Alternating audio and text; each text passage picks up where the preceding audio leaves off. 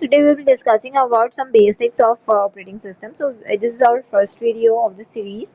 So we'll start from how we get into the folder, how we use file explorer.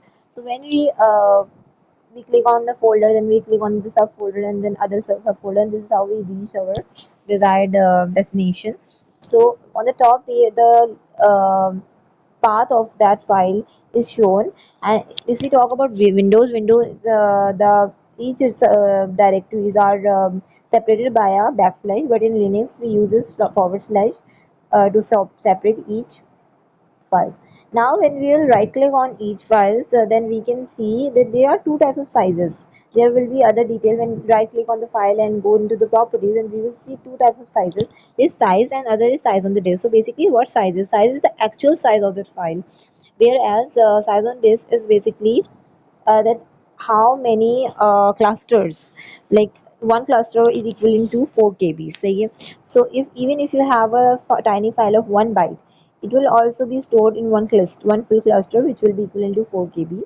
So uh, even if so my file will be stored in the form of cluster, so all automatically some of the size will add on to the actual size of the file.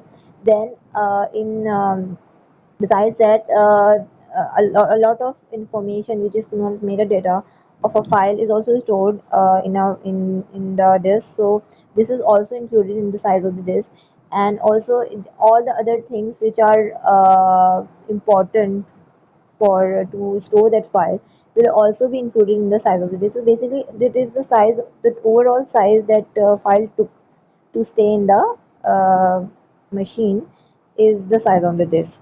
And then when you will then you can cancel this option.